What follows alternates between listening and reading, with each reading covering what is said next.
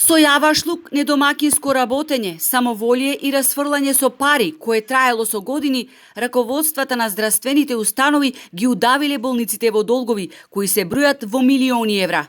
Првиот човек на Фондот за здравство Клековски вели дека пред една година, кога дошол на позиција, затекнал хаотична состојба и вкупен долг од околу 80 милиони евра. Најголем долг од 13 милиони евра имала клиниката за онкологија, потоа државната кардиохирургија со 4 милиони евра долг и клиниката за гинекологија. Според последните информации, сега вкупниот долг на сите здравствени установи е намален на 48 милиони евра и поголемиот дел од институциите немаат проблеми со финансиското работење. Во зависност од буџетските можности се редуцираат старите долгови. Проблем имаат помалите здравствени установи, кои ако располагаат со помали буџети, сепак се здисувало.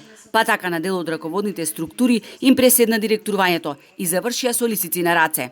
Во многу болници, морам да кажам, има недомакинско работење. Знаете дека во Прилеп има и уапсени и во притвор во моментот заради кривични дела сторени таму, така што мислам дека со домакинско работење до крајот на годината, почетокот на следната година, долгот ќе го сведиме на одржливо ниво. И не се проблем само долговите, туку и тужбите кои ги поднесуваат вработените.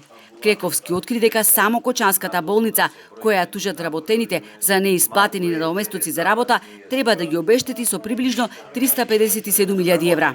И морам да кажам, има многу тужби од вработени за неисплатени надомести на работа, за неисплатени јубилејни награди, за многу работи неисплатени, што покажува дека има релативно големо самоволие во однесувањето на менеджментот на здравствените установи, бидејќи во основа тоа се спорови кои задолжително се губат, бидејќи по закони колективни договори постојат права за тоа.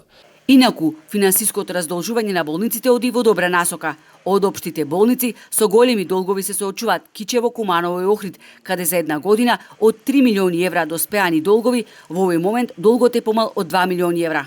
Она што сакавме низ преговорите со здравствените установи е да постигнеме одржливо ниво на финансирање, кое нема да создава нови долгови, појаснува Клековски.